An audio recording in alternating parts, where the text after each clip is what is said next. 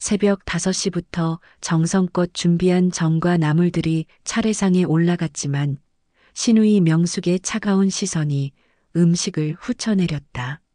어머, 형수 오래전이 좀 두꺼운 것 같네요. 기름도 너무 많이 먹은 것 같고, 이젠 늙어서 손맛도 없네. 차라리 사다가 올리지. 비아냥거리는 말에 정자의 젓가락 든 손이 공중에서 멈췄고 40년간 이 집을 위해 바친 모든 정성이 한순간에 헛된 일이 되어버렸다. 형수는 이제 집안 제사에서 빠지셔야 돼. 명색만 며느리지 아무 힘도 없잖아. 영희의 말에 다른 가족들이 웃으며 맞장구 치자 정자의 얼굴이 수치심으로 새빨개졌다.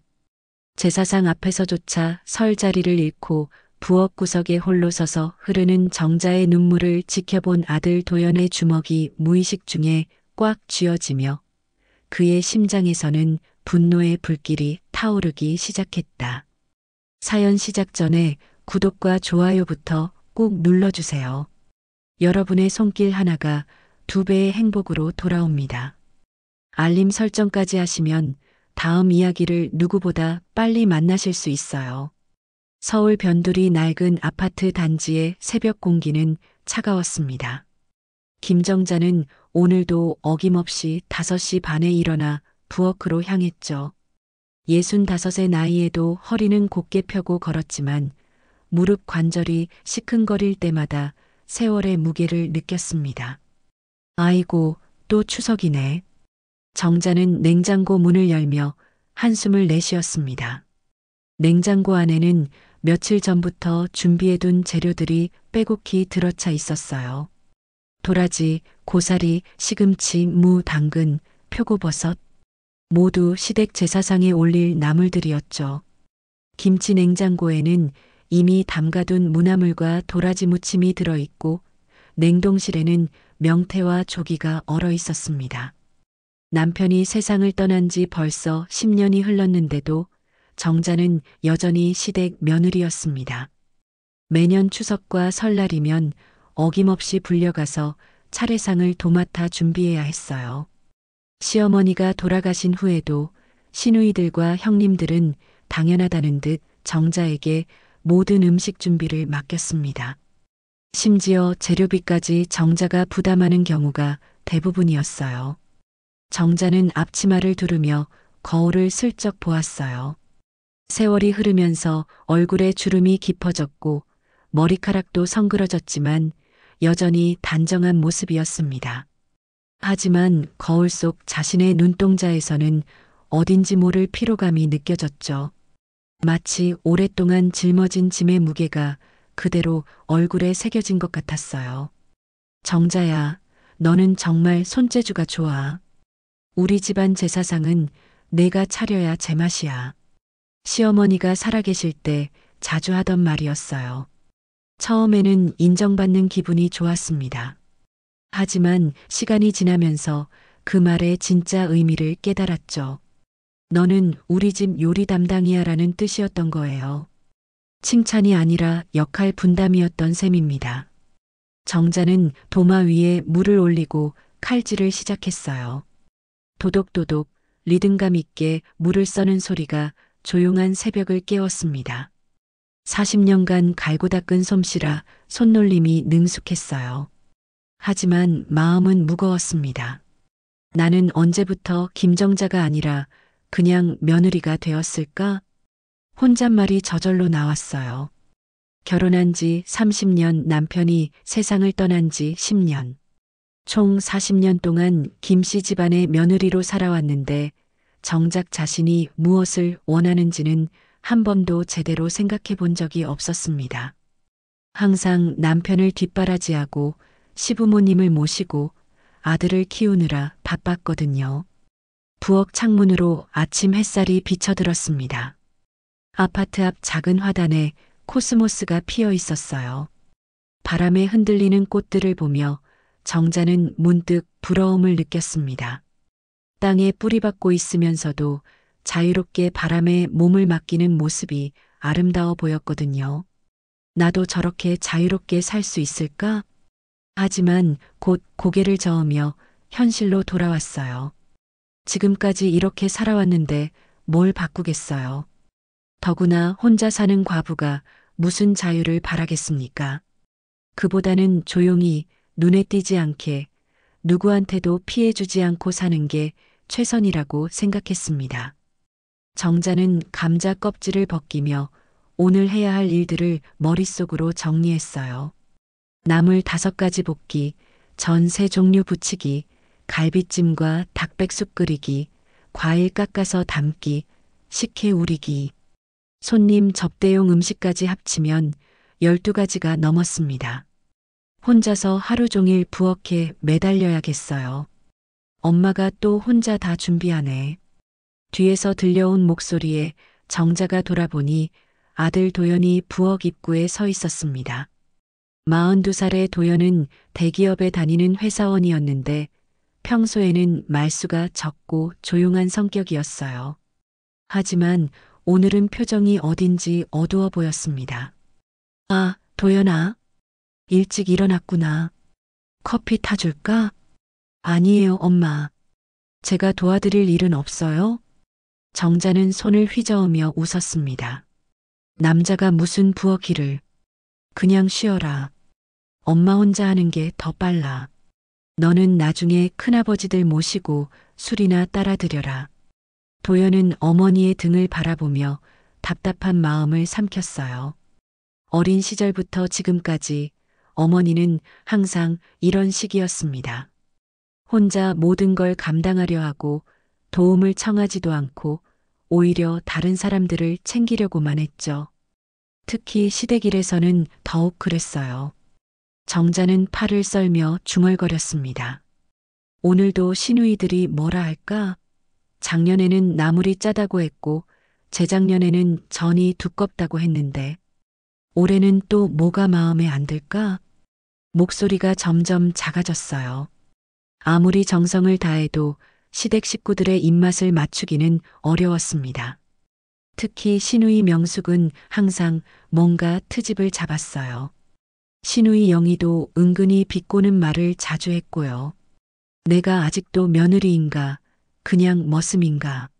정자의 독백이 부엌에 조용히 울려 퍼졌습니다.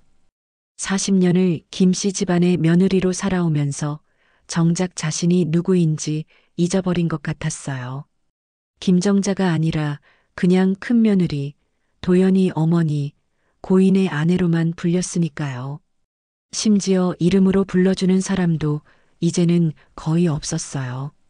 도연은 어머니의 그 말을 듣고 가슴이 답답해졌습니다. 어머니가 얼마나 외롭고 힘들었을지 짐작이 갔어요. 하지만 어떻게 위로해야 할지, 뭐라고 말해야 할지 몰라서 그냥 조용히 서 있을 수밖에 없었습니다. 추석날 오전 10시, 정자는 벌써 2시간째 부엌에서 땀을 흘리고 있었습니다.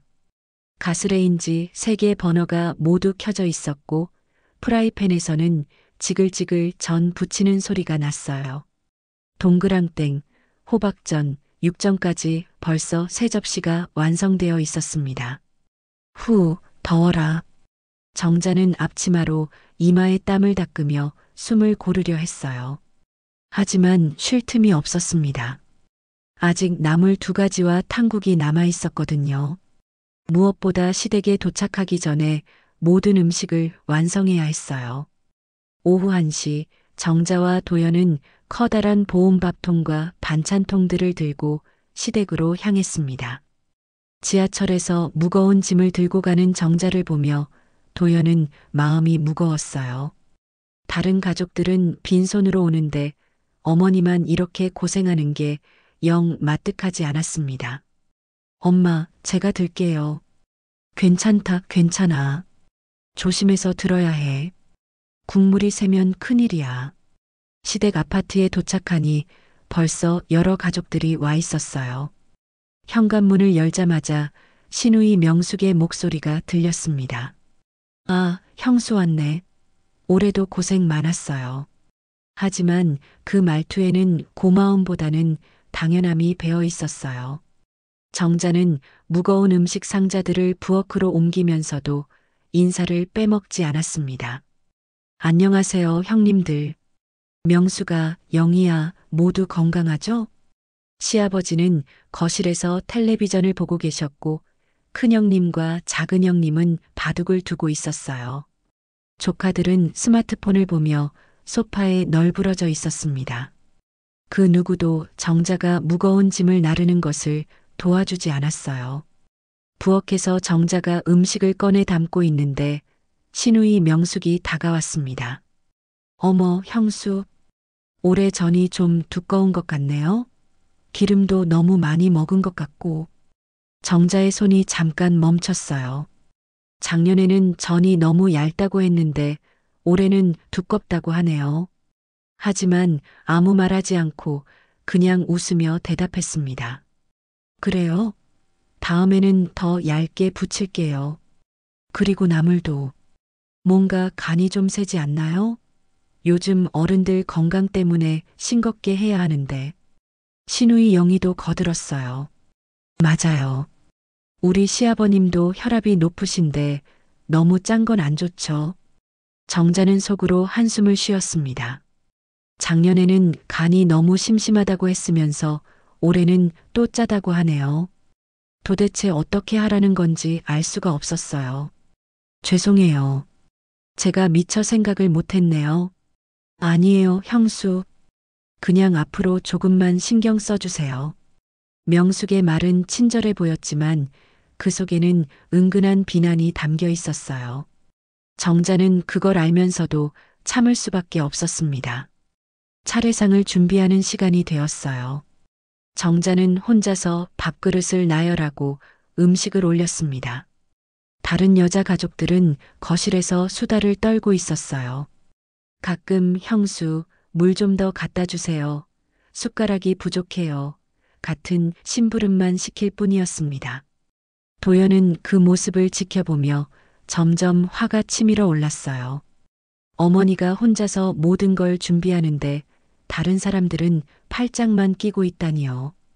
특히 시누이들이 어머니를 대하는 태도가 영 마음에 들지 않았습니다. 엄마, 제가 도와드릴게요. 아니야, 괜찮아. 너는 큰아버지들이랑 얘기하고 있어. 정자는 아들이 나서는 것도 원하지 않았어요. 괜히 시댁에서 아들까지 나무랄까봐 걱정이 되었거든요. 드디어 차례상이 완성되었습니다. 하지만 정자가 상 앞에 앉으려 하자 시아버지가 말씀하셨어요. 정자야, 너는 부엌에서 뒤치다꺼리나 해라. 여기는 가족들끼리. 정자의 얼굴이 순간 굳어졌어요. 가족들끼리라고 하시니 자신은 가족이 아니라는 뜻인가요? 40년을 이 집 며느리로 살았는데도 말이에요. 아버님, 그래도 제사상 앞에. 됐다고. 여자들은 뒤에서 지켜보기만 하면 돼. 시누이들도 슬금슬금 뒤로 물러났어요. 결국 차례상 앞에는 남자들만 앉게 되었습니다. 정자는 부엌 구석에 서서 그 모습을 바라볼 수밖에 없었어요. 차례를 지내는 동안 정자는 마음속으로 울고 있었습니다. 내가 뭐가 되었지? 정말 이 집 사람이 맞나? 하는 생각이 들었거든요. 음식은 모두 자신이 준비했는데 정작 제사상 앞에서는 들어설 자리가 없다니요. 도연은 절을 하면서도 계속 어머니를 신경 쓰고 있었어요. 부엌에서 혼자 서 있는 어머니의 뒷모습이 너무 외로워 보였습니다. 가슴 한편에서 뭔가 끓어오르는 감정을 느꼈지만 아직은 참았어요. 제사가 끝나고 음식을 나누어 먹는 시간이 되었습니다. 그런데 또다시 시누이 명숙이 한마디 했어요. 어머, 이 갈비찜 좀 질기네요. 고기를 너무 오래 끓인 것 같아. 다른 가족들도 하나둘 불만을 쏟아내기 시작했어요. 나물도 뭔가 아쉽고, 전도 기름기가 너무 많아. 국물간도 좀 이상한데? 정자는 점점 작아지고 있었어요. 새벽부터 온 정성을 다해 준비한 음식들인데 하나같이 트집만 잡히니까요. 눈가에 눈물이 맺혔지만 꾹 참았습니다. 그때 큰형님이 결정타를 날렸어요. 정자야, 이젠 나이도 들고 하니까 손맛이 예전 같지 않네. 차라리 내년부터는 사다가 올리는 게 어때? 그 말에 정자의 마음이 완전히 무너져 내렸습니다. 40년간 이 집을 위해 헌신해온 자신을 이제는 필요 없다고 하는 거나 다름없었으니까요. 도연의 주먹이 무의식 중에 꽉 쥐어졌어요. 더 이상은 참을 수 없을 것 같았습니다. 큰형님의 말이 떨어지자 식탁에는 순간 정적이 흘렀습니다. 정자는 마치 머리를 한 대 얻어맞은 것처럼 멍하니 서 있었어요. 40년간 자신이 무엇이었는지, 지금까지 해온 일들이 무엇이었는지 모르겠더라고요. 맞아요. 큰아버님 말씀이 맞아요. 신우이 명숙이 거들었어요. 요즘은 명절 음식 전문점도 많고 백화점에서도 잘 만들어주잖아요. 굳이 형수가 고생할 필요 없어요. 영희도 고개를 끄덕였습니다. 그게 훨씬 편하죠. 형수도 이제 나이 드셨으니까 몸도 힘드실 텐데. 겉으로는 정자를 배려하는 말처럼 들렸지만 속뜻은 달랐어요. 이제 내 손맛은 필요 없다. 우리가 돈 내서 사 먹는 게 낫다는 뜻이었죠. 정자의 존재 이유를 완전히 부정하는 말들이었습니다. 정자는 입술을 꽉 깨물었어요. 눈물이 쏟아질 것 같았지만 참았습니다. 이 자리에서 울면 안 된다는 생각뿐이었거든요. 네, 알겠습니다. 가까스로 나온 정자의 대답은 떨리고 있었어요. 45년 전 20살에 이 집으로 시집와서 시어머니 밑에서 요리를 배우고 명절 때마다 밤새 음식을 준비하고 온 가족이 맛있게 먹는 모습을 보며 뿌듯해했던 그 모든 시간들이 한순간에 무너져 내렸습니다. 도연은 어머니의 떨리는 목소리를 듣고 더 이상 참을 수 없었어요. 지금까지 조용히 지켜보기만 했지만 이건 너무했습니다. 어머니를 이렇게 함부로 대해도 되는 건가요? 잠깐만요. 도연이 천천히 일어섰습니다. 식탁의 모든 시선이 그에게 쏠렸어요. 평소에는 말수가 적고 순한 도연이 이렇게 나서는 모습은 처음이었거든요. 도연아, 어른들 얘기에 끼어들지 마라. 시아버지가 꾸짖었지만 도연은 물러서지 않았어요. 할아버지, 죄송하지만 이건 좀 아닌 것 같습니다. 뭐가 아니라는 거냐? 제 어머니가 40년 동안 이 집을 위해 해온 일들을 그렇게 쉽게. 도연의 목소리가 점점 커지고 있었어요. 그동안 쌓여있던 감정들이 터져나오려고 했습니다. 도연아, 그만해. 정자가 아들의 팔을 잡으며 말렸어요. 괜히 아들까지 시댁과 사이가 나빠질까봐 걱정이 되었거든요. 엄마, 이러시면 안 돼요. 왜 항상 참기만 하세요? 조용히 해, 얘가 왜 이래. 하지만 도연은 어머니의 만류에도 불구하고 계속 말했어요. 어머니가 새벽 5시부터 일어나서 하루 종일 부엌에서 고생하시는 걸 누가 몰라요? 재료비까지 어머니가 내시면서 말이에요. 그 말에 시댁 식구들의 표정이 변했어요. 마치 도연이 건방진 말을 한다는 듯한 표정들이었죠. 큰형님이 험상궂은 얼굴로 말했습니다. 이 녀석이 어디서 어른한테 대들어? 내 어머니가 며느리 노릇하는 게 당연한 거 아니야? 며느리 노릇이라고 하시면 이렇게 무시하고 함부로 대해도 되는 건가요? 도연의 목소리에 분노가 섞여 있었어요. 지금까지 참아왔던 것들이 한꺼번에 폭발하려고 했습니다. 신우이 명숙이 끼어들었어요. 도연아, 내가 우리 가족 일에 왜 그렇게 나서? 형수는 우리 식구고 너는 이제 분가한 사람이잖아. 분가했다고 해서 제 어머니가 당하는 걸 가만히 봐야 한다는 거예요? 당한다니 그게 무슨 말이야? 우리가 형수한테 뭘 어떻게 했다고. 영희도 목소리를 높였어요. 오히려 우리가 형수 덕분에 편하게 명절을 보내는 건데 고마워해야 할 사람들이 우리야. 고마워한다고요? 방금 전에 뭐라고 하셨는데요? 도연은 더 이상 참을 수 없었어요. 이 사람들은 어머니를 사람 취급도 안 하고 있었습니다. 손맛이 예전 같지 않다고 차라리 사서 먹자고. 그게 고마워하는 거예요? 정자는 아들이 자신 때문에 시댁과 싸우는 모습을 보며 가슴이 찢어질 것 같았어요. 이런 일이 벌어지는 게 제일 무서웠거든요. 도연아, 정말 그만해. 엄마가 괜찮다고 했잖아. 엄마는 괜찮지 않으세요. 부엌에서 혼자 우시는 거 다 봤어요. 그 말에 모든 사람들이 정자를 쳐다봤어요. 정자는 얼굴이 빨개지며 당황했습니다. 아들이 너무 많은 걸 말하고 있었어요.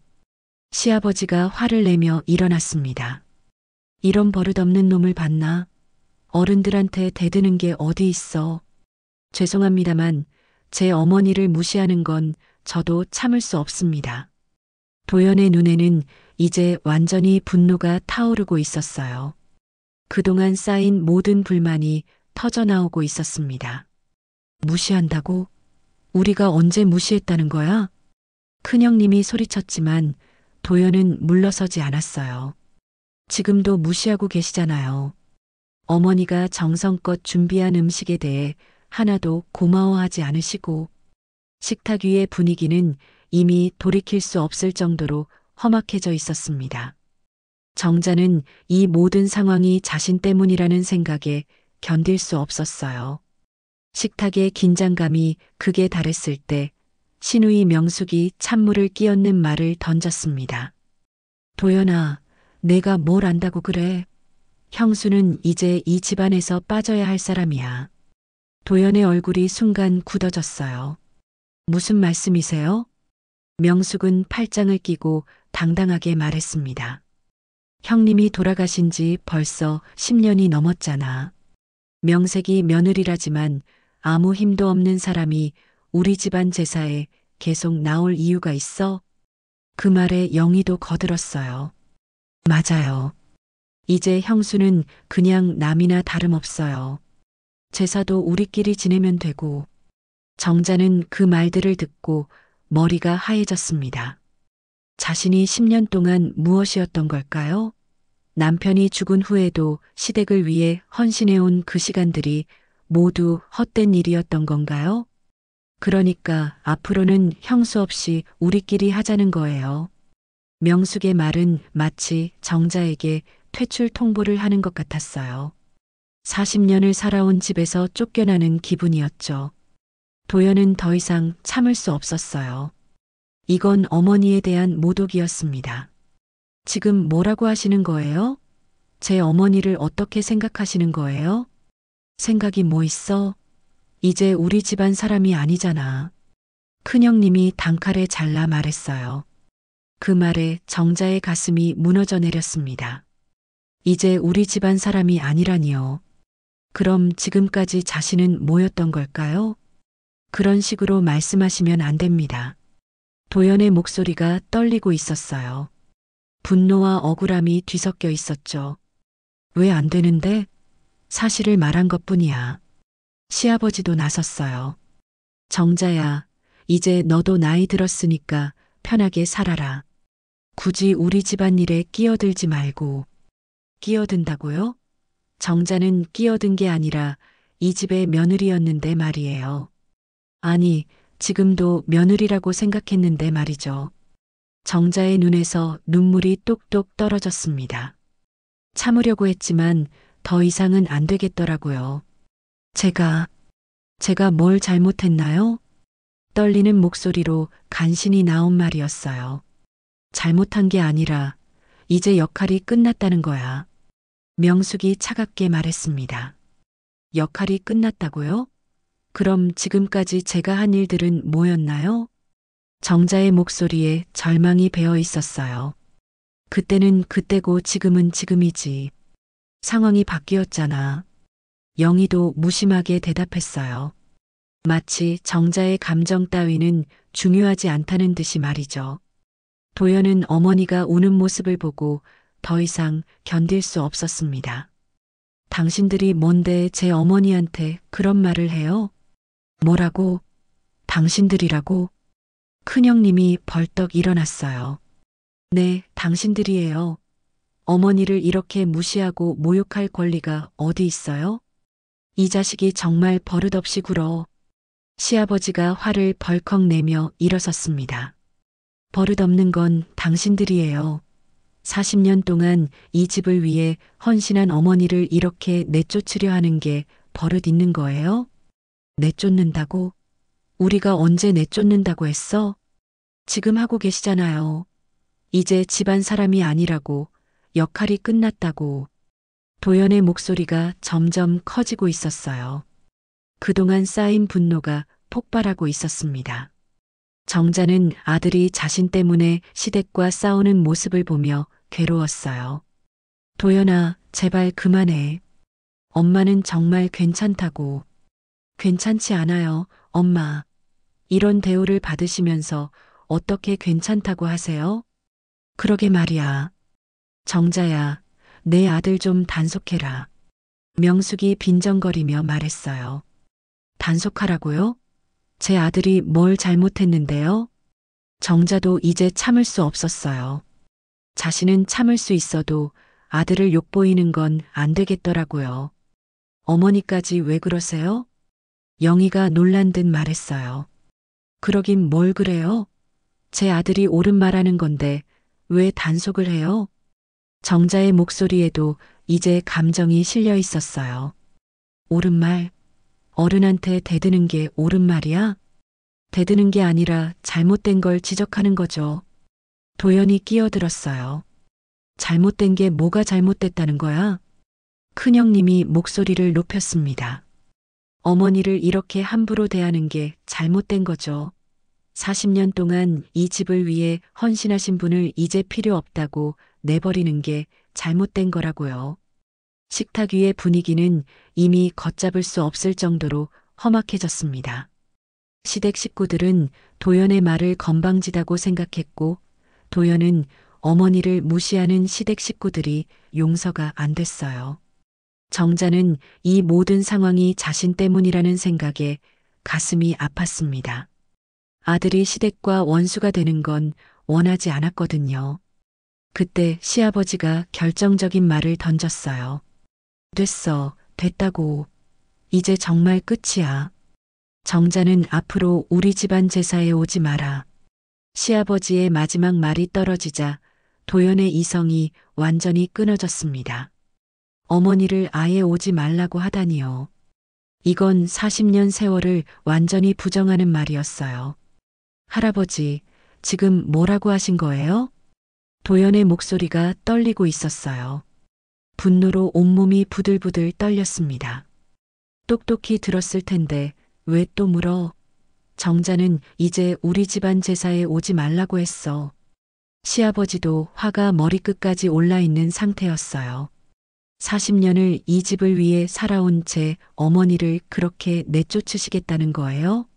내쫓는 게 아니야. 이제 관계가 정리된 거라고.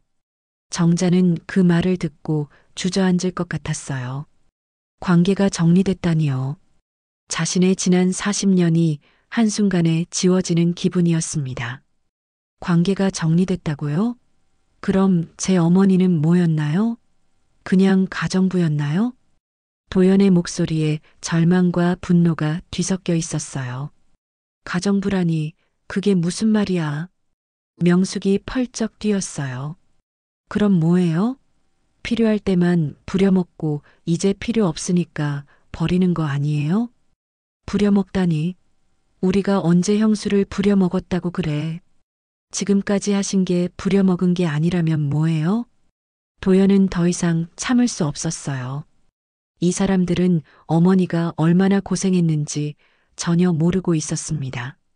새벽 5시부터 일어나서 밤늦게까지 부엌에서 고생하시는 게 부려먹은 게 아니라면 뭐예요?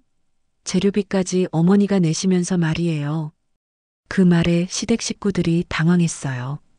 재료비 얘기는 처음 나온 거였거든요. 재료비를 정자가 냈다고? 시아버지가 놀라며 물었어요. 그럼요. 매번 시장에서 장 보는 것도 어머니시고 돈 내는 것도 어머니세요. 정자는 아들이 너무 많은 걸 폭로하는 게 부담스러웠어요. 도연아, 그만해라. 그런 얘기할 필요 없어. 왜 필요 없어요, 엄마? 이 사람들이 알아야 해요. 어머니가 얼마나 희생하셨는지. 도연은 어머니의 만류에도 불구하고 계속 말했어요. 10년 동안 혼자서 모든 걸 감당하셨어요. 명절 때마다 며칠씩 준비하시고 아프실 때도 참으시고 그게 뭐 대단한 일이라고 그래. 며느리면 당연히 해야 할 일 아니야? 큰형님이 무심하게 말했어요. 그 말에 도연의 분노가 폭발했습니다. 당연하다고요? 당연한 게 어디 있어요? 도연은 벌떡 일어나더니 식탁 앞으로 성큼성큼 걸어갔어요. 도연아, 뭐 하려고? 정자가 불안한 마음에 아들을 불렀지만 도연은 듣지 않았어요. 이게 당연한 거라고 하시니까 이제 정말 끝내겠습니다.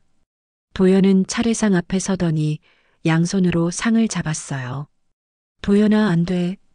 정자가 소리쳤지만 이미 늦었어요. 쾅! 도연이 온 힘을 다해 차례상을 뒤엎었습니다. 밥그릇, 국그릇, 나물 접시들이 바닥으로 쏟아져 내렸어요. 정자가 정성껏 준비한 음식들이 온 거실 바닥에 흩어졌습니다. 아! 시누이들이 비명을 질렀어요. 이 미친 자식이. 시아버지가 지팡이를 들고 일어났어요. 바닥에는 밥알과 국물이 범벅이 되어 흘러내렸고 깨진 그릇 조각들이 사방에 흩어져 있었어요. 정자가 새벽부터 정성껏 준비한 갈비찜 나물들, 전들이 모두 바닥에 널브러져 있었습니다. 도연아. 정자가 아들에게 달려가 팔을 잡았어요. 왜 그래? 왜 이런 짓을 해? 정자는 아들이 이런 일을 저지를 줄은 꿈에도 몰랐어요. 평소에 얌전하고 순한 아들이었는데 말이죠. 엄마, 죄송해요. 하지만 더 이상은 안 되겠어요. 도연의 눈에서 눈물이 흘러내렸어요. 분노와 슬픔이 뒤섞인 눈물이었죠. 이 자식이 정말 우리 조상님께 올린 제사상을 어떻게 해? 큰형님이 분노로 떨며 소리쳤어요. 조상님이 뭐가 중요해요? 살아있는 사람부터 제대로 대우하세요. 도연도 지지 않고 소리쳤어요. 거실은 완전히 아수라장이 되었어요. 바닥에 흩어진 음식들과 깨진 그릇들, 그리고 서로 소리치는 사람들까지. 평화로웠던 추석 분위기는 완전히 사라져버렸습니다. 이제 끝이야. 정말 끝장이야. 시아버지가 지팡이를 바닥에 내리치며 소리쳤어요.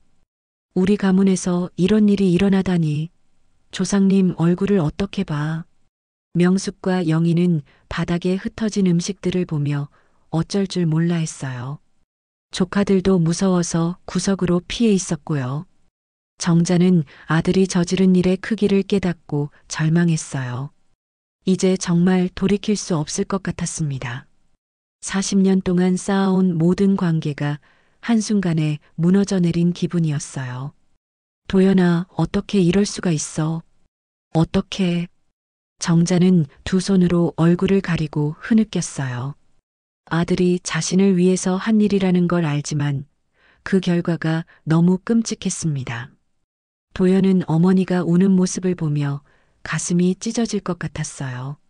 하지만 후회는 없었습니다. 이렇게라도 해야 이 사람들이 정신을 차릴 것 같았거든요. 미안해요, 엄마. 하지만 이제 우리는 이런 대우 받으며 살지 않을 거예요.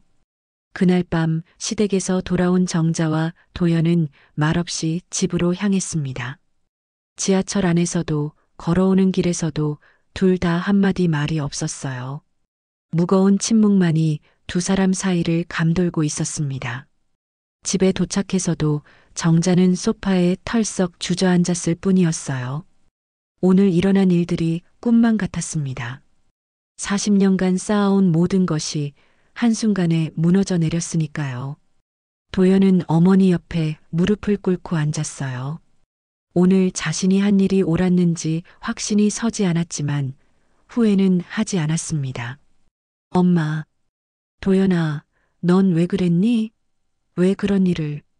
정자의 목소리가 떨리고 있었어요. 아직도 충격에서 벗어나지 못한 상태였습니다.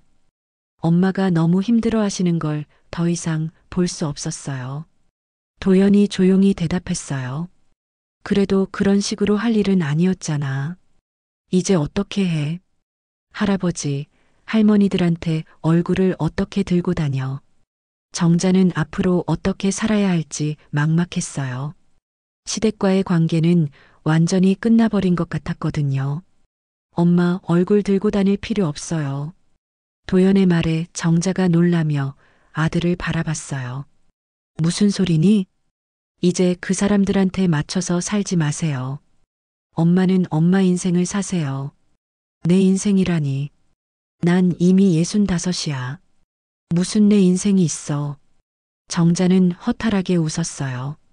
지금까지 남편의 아내로, 시댁의 며느리로, 아들의 어머니로만 살아왔는데 갑자기 자신의 인생이라니요. 엄마도 엄마만의 삶이 있어요. 시댁 눈치 보지 말고 하고 싶은 일 하면서 사세요. 하고 싶은 일? 내가 뭘 하고 싶은지도 모르겠는데. 정자는 정말 몰랐어요. 지금까지 한 번도 자신이 무엇을 원하는지 생각해 본 적이 없었거든요. 도연은 어머니의 손을 잡았어요. 엄마, 죄송해요. 제가 엄마를 지켜드리지 못했어요. 무슨 소리야, 이 바보야. 내가 뭘 잘못했다고. 아니에요. 저는 어머니가 시댁에서 어떤 대우를 받는지 알면서도 모른 척했어요. 아버지가 돌아가신 후에도 혼자 모든 걸 감당하시는 걸 보면서도 도연의 목소리에 죄책감이 묻어 있었어요. 도연아, 그런 말 하지 마. 넌 잘못한 게 없어. 있어요. 제가 더 일찍 나섰어야 했는데 어머니를 혼자 두고 봤어요. 정자는 아들의 그 말을 듣고 가슴이 뭉클해졌어요. 오늘 아들이 자신을 위해 그런 큰일을 저질렀다는 게 믿어지지 않았습니다. 넌 정말 엄마를 위해서 그런 거였구나. 네. 더 이상은 엄마가 그런 대우 받는 걸 볼 수 없었어요. 두 사람은 한동안 말없이 앉아 있었어요. 오늘 일어난 일들을 되돌아보며 각자 생각에 잠겨 있었습니다. 그런데 정말 괜찮겠니? 시댁과 완전히 관계가 끊어질 수도 있는데 정자가 걱정스러운 마음에 물었어요. 괜찮아요. 아니, 그게 더 나을 것 같아요. 도연의 대답은 확고했어요.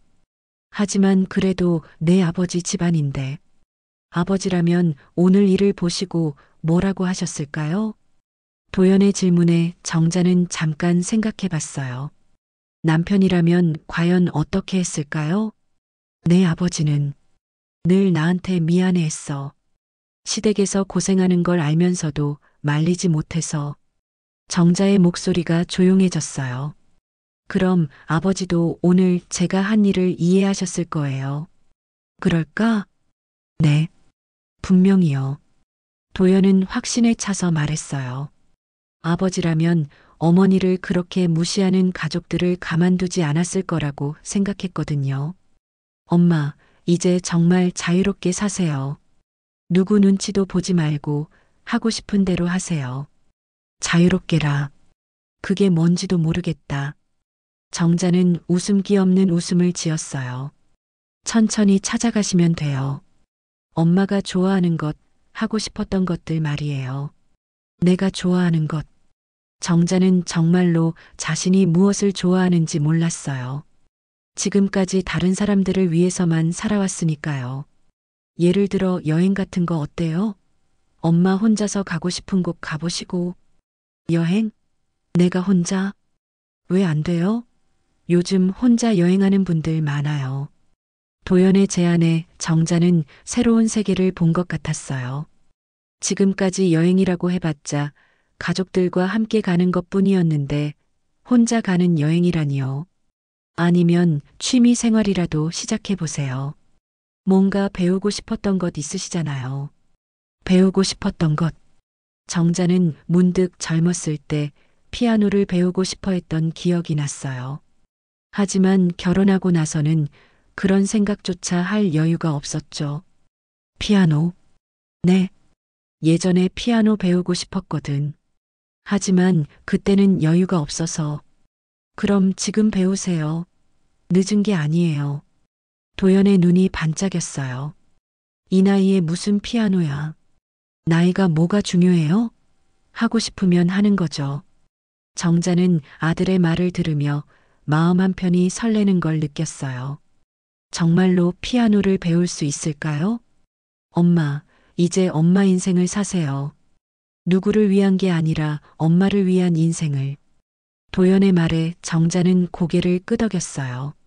아직은 확신이 서지 않았지만 뭔가 새로운 시작을 해볼 수 있을 것 같았습니다. 추석 다음 날 오전, 정자는 예상했던 전화를 받았습니다. 시아버지였어요. 정자야, 당장 와서 무릎 꿇고 사과해라. 전화기 너머로 들려오는 분노에 찬 목소리에 정자의 손이 떨렸어요. 아버님, 내 아들이 저지른 일을 어떻게 할 거야? 조상님께 올린 제사상을 업다니. 죄송합니다, 아버님. 제가 도연이를 잘못 가르쳤습니다. 정자는 습관적으로 사과했어요. 하지만 마음 한편으로는 도연이 자신을 위해서 한 일이라는 걸 알기에 복잡했습니다. 사과로 되는 일이야? 당장 와서 도연이와 함께 무릎 꿇고 빌어. 그 순간 도연이 어머니 옆으로 다가와서 전화기를 받았어요. 안녕하세요, 할아버지. 도연아, 내가 어떤 짓을 저질렀는지 알아? 네, 알고 있습니다. 도연의 목소리는 담담했어요. 어제의 분노는 사라지고 차분함이 자리 잡고 있었습니다. 알고 있으면서도 사과하러 오지 않고 뭐 하는 거야? 사과할 생각 없습니다. 그 말에 전화기 너머가 조용해졌어요. 시아버지가 믿을 수 없다는 듯 말문이 막힌 것 같았습니다. 뭐라고? 사과할 생각 없다고 했습니다. 이 자식이 정말 어른한테 그런 식으로 말해? 어른이라고 해서 무조건 옳은 건 아니죠. 도연의 말에 정자가 깜짝 놀라며 아들을 바라봤어요. 어제보다 더 당당해진 것 같았습니다. 무조건 옳지 않다고? 그럼 내가 옳다는 거야? 제 어머니를 40년 동안 이용만 하고 이제 필요 없다고 내버리는 게 옳은 일인가요? 이용했다니. 우리가 언제 정자를 이용했어? 그럼 뭐예요? 매년 명절 때마다 모든 준비를 어머니 혼자 하게 하고 재료비까지 어머니가 내게 하고 그러고는 이제 손맛이 없다고 나가라고 하는 게 이용이 아니라면 뭐예요? 시아버지는 할 말이 없었어요. 사실 도연의 말이 틀린 건 아니었거든요. 그렇다고 해서 제사상을 엎을 일은 아니잖아. 그럼 어떻게 했어야 해요? 말로 해서 들으셨나요? 도연의 반박에 시아버지는 더욱 당황했어요. 어쨌든 내가 한 일은 용서받을 수 없어. 당장 와서 사과해. 사과는 할아버지들이 먼저 하셔야 할 것 같은데요. 뭐라고? 제 어머니한테 사과하세요. 40년 동안 고생시켜놓고 이제 나가라고 한 것에 대해서요. 전화기 너머에서 숨 헐떡거리는 소리가 들렸어요. 시아버지가 화가 머리끝까지 올라 있는 것 같았습니다. 그때 배경에서 시누이 명숙의 목소리가 들렸어요. 아버님, 제가 말씀드릴게요. 명숙이 전화기를 받았습니다. 도연아, 내가 아무리 화가 나도 그런 식으로 할 일은 아니었어. 그럼 어떻게 했어야 해요, 고모? 말로 했으면 되잖아. 왜 상을 엎어? 말로 해서 들으셨나요? 어머니가 얼마나 힘들어 하시는지 말씀드렸는데 들으셨나요? 명숙도 할 말이 없었어요. 어쨌든 내가 잘못한 거야. 어른들한테 그렇게 대들고 잘못된 일을 지적하는 게 대드는 거예요? 그때 또 다른 목소리가 들렸어요. 큰형님이었습니다. 도연아, 이리 들어봐. 우리가 정자한테 미안한 마음이 없는 건 아니야. 그 말에 도연이 조금 놀랐어요. 처음으로 미안하다는 표현이 나온 거였거든요. 그럼 왜 어머니한테 그런 말씀을 하신 거예요? 그게 우리도 생각이 짧았어. 정자가 고생한 게 사실이니까. 큰형님의 목소리에 어제와는 다른 뉘앙스가 있었어요. 그럼 어머니한테 직접 사과하세요. 알겠어. 그러니까 너도 어제 일에 대해서는 사과해야지. 저는 사과할 일을 한 게 아니에요. 상을 엎은 건 잘못이잖아. 어머니를 모욕한 것보다 상을 엎은 게 더 큰 잘못인가요? 그 말에 큰형님도 말문이 막혔어요. 전화기 너머에서 여러 사람들이 웅성거리는 소리가 들렸어요. 시댁 식구들이 모여서 뭔가 상의하고 있는 것 같았습니다. 잠시 후 다시 시아버지의 목소리가 들렸어요. 도연아, 우리가 정자한테 좀 섭섭하게 한 것 같다. 그 말에 정자가 깜짝 놀랐어요. 시아버지가 이런 말씀을 하실 줄은 몰랐거든요. 좀이 아니라 많이 섭섭하게 하셨죠. 그래. 그렇구나. 우리가 잘못 생각했나 보다. 어제 어머니가 얼마나 상처받으셨는지 아세요? 그게 우리도 지금 생각해 보니까 너무했던 것 같아. 시아버지의 목소리가 어제와는 완전히 달랐어요. 한결 부드러워진 것 같았습니다. 진심으로 그렇게 생각하세요? 그래. 정자가 40년 동안 우리 집안을 위해 고생한 건데, 우리가 너무 당연하게 생각했나 보다. 정자는 그 말을 듣고 눈물이 났어요. 처음으로 시아버지가 자신의 고생을 인정해 주시는 것 같았거든요. 그럼 어머니한테 직접 말씀해 주세요. 도연이 전화기를 정자에게 건네주었어요. 여보세요, 아버님. 정자야. 미안하다. 우리가 너한테 너무 섭섭하게 했구나. 그 말에 정자는 참았던 눈물이 터져 나왔어요. 40년 만에 처음 듣는 시아버지의 사과였습니다. 그날 이후 한 달이 흘렀습니다. 정자는 시댁의 사과를 받아들였지만 더 이상 명절 준비를 혼자 떠맡지는 않기로 했어요. 그리고 무엇보다 자신만의 삶을 찾아가기 시작했습니다. 엄마, 오늘은 어디 가세요?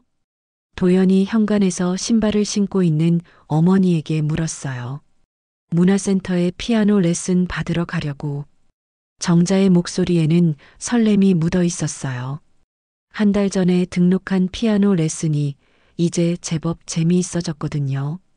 잘 다녀오세요. 저녁에는 우리 가족끼리 조촐하게 식사하죠. 그래, 알겠어.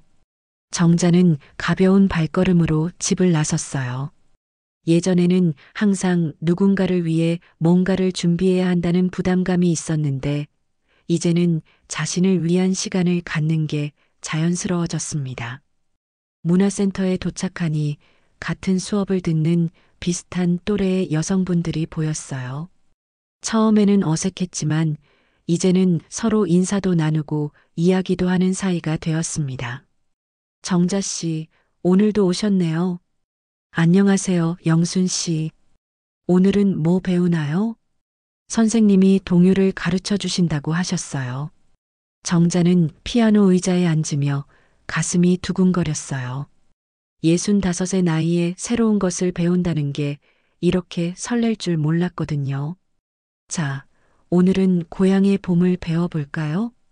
선생님의 말에 정자는 건반에 손을 올렸어요. 처음에는 서툴렀지만 이제는 제법 멜로디를 연주할 수 있게 되었습니다. 도레미파솔. 익숙한 멜로디가 정자의 손끝에서 흘러나왔어요. 어렸을 때 불렀던 노래가 자신의 손으로 연주되니 감동이었습니다. 정자 씨, 많이 늘었어요. 선생님의 칭찬에 정자는 수줍게 웃었어요. 오랜만에 누군가에게 인정받는 기분이었거든요. 수업이 끝나고 집으로 돌아오는 길, 정자는 마트에 들렀어요. 오늘은 도연이와 며느리, 손주와 함께 저녁을 먹기로 했거든요. 할머니, 집에 들어서자 7살 손녀 지민이가 달려왔어요. 지민아, 할머니 왔다. 정자는 손녀를 안으며 웃었어요. 요즘 들어 손주들과 보내는 시간이 더욱 소중하게 느껴졌습니다. 할머니, 오늘 피아노 배웠어요? 응, 배웠어. 지민이한테 들려줄까? 네. 정자는 거실 한편에 놓인 작은 전자피아노 앞에 앉았어요. 도연이가 한 달 전에 사준 것이었습니다. 정자가 고향의 봄을 연주하자 지민이가 박수를 쳤어요. 와, 할머니 대단해요. 할머니가 멋지죠? 며느리 수진도 웃으며 말했어요. 처음에는 시어머니가 갑자기 피아노를 배운다고 할 때 놀랐지만 이제는 적극 응원하고 있었습니다. 어머님, 요즘 정말 밝아지신 것 같아요. 그래, 나도 그런 것 같아. 정자는 정말로 예전보다 마음이 한결 가벼워진 걸 느꼈어요. 누군가의 눈치를 보지 않고 자신이 하고 싶은 일을 하며 사니까 매일이 즐거웠습니다. 엄마, 다음 주에 시댁에서 연락 왔어요. 도연이 조심스럽게 말했어요. 무슨 일로? 할아버지 생신이라고 하시는데 이번에는 다 같이 음식을 준비하자고 하시네요. 한 달 전 일 이후로 시댁의 분위기가 많이 바뀌었어요. 시누이들도 정자에게 좀 더 배려하는 모습을 보였고 명절 준비도 분담해서 하기로 했었거든요. 그럼 가봐야지. 이번에는 부담 없이 갈 수 있을 것 같아. 정자는 이제 시댁에 가는 것도 두렵지 않았어요. 자신이 원하지 않는 일은 하지 않아도 된다는 걸 알았거든요. 저녁 식사 시간, 가족들이 둘러앉은 식탁은 따뜻했어요. 정자가 직접 만든 음식들이 올라와 있었지만 이제는 의무감이 아니라 사랑으로 만든 음식들이었습니다. 할머니, 이 나물 맛있어요. 고마워, 지민아. 할머니가 정성껏 만들었거든. 어머님 음식이 제일 맛있어요. 수진의 말에 정자는 뿌듯했어요. 누군가를 위해 요리하는 것 자체는 여전히 즐거운 일이었거든요. 다만 강요받지 않고 자발적으로 할 때 말이죠. 엄마, 요즘 정말 행복해 보여요. 도연이 진심으로 말했어요. 응, 나도 행복해. 이렇게 우리 가족끼리 있으니까. 정자는 식탁을 둘러싼 가족들을 바라보며 미소 지었어요. 크지도 화려하지도 않은 저녁 식탁이었지만 이곳에서는 누구도 자신을 무시하거나 당연하게 여기지 않았습니다. 그런데 엄마, 다음에는 어떤 걸 배우고 싶으세요?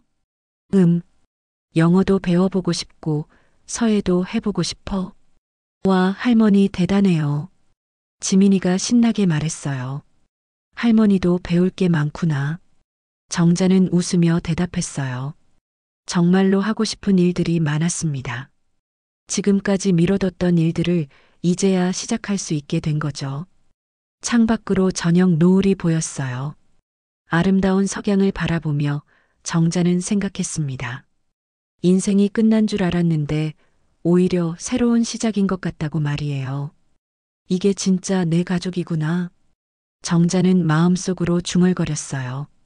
누군가에게 인정받기 위해 애쓰지 않아도 되고 눈치 보지 않아도 되는 이 공간이 진짜 자신의 자리라는 걸 깨달았거든요. 도연은 어머니의 편안한 표정을 보며 안도했어요. 한 달 전 자신이 한 일이 옳았다는 확신이 들었습니다. 때로는 용기 있는 선택이 모든 걸 바꿀 수 있다는 걸 배웠거든요. 그렇게 정자의 새로운 인생이 시작되었습니다. 65의 나이에 찾은 자유였지만 결코 늦지 않았어요. 진짜 자신을 위한 삶을 사는 것에는 나이가 중요하지 않았으니까요. 오늘 사연이 여러분 마음에 작은 울림이 되었길 바랍니다. 다음 이야기가 기다려지신다면 구독과 알림 설정 잊지 마시고 좋아요와 댓글로 마음을 나눠주세요. 여러분 덕분에 이 채널이 이어집니다. 감사합니다. 사연 일상이었습니다.